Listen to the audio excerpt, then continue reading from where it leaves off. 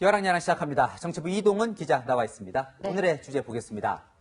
자, 왜 거기서 나와? 네. 앞서 전해드렸는데 이 최 대표가 어떻게 법무부 초안을 입수했는지 의문을 하나씩 좀 풀어봅시다. 네. 일단 최 대표는 다른 사람한테 받았다고 했는데요. 네. 그 사람이 누군지는 밝혔습니까?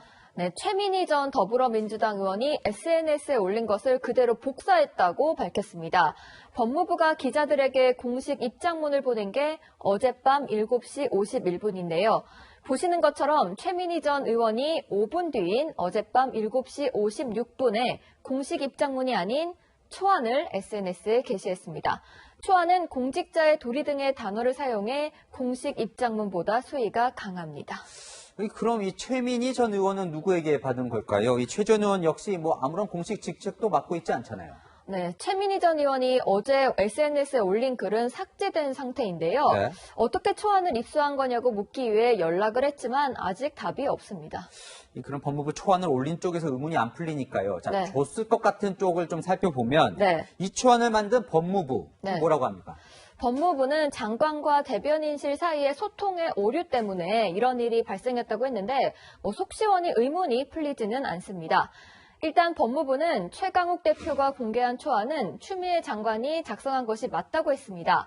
다만 추 장관이 초안과 수정안을 대변인실에 넘기면서 둘 다 공개할 거라고 생각을 했는데 대변인실에서 수정안만 배포했다는 설명입니다. 이 과정에서 일부 실무진이 주변에 초안을 전달해서 이 초안이 공개됐다는 설명입니다. 이 상식적으로 보면요, 이 초안과 수정안을 모두 기자들에게 건네려고 했다. 이게 잘 이해가 가진 않아요. 왜냐하면 둘 다 초안, 수정안 둘 다 보내면 이 메시지가 혼선이 되잖아요. 네, 수정안이 있으면 당연히 보통 초안은 공개하지 않는데 초안을 같이 공개하라고 한 거라고 생각했던 점이 이해가 좀 안 됩니다.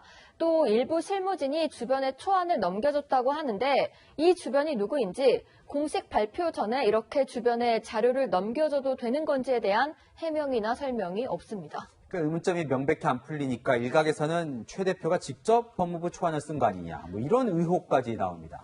네, 최 대표가 올린 법무부 초안에 법률 명령을 받는 사람이라는 뜻인 수명자라는 단어가 등장하는데요.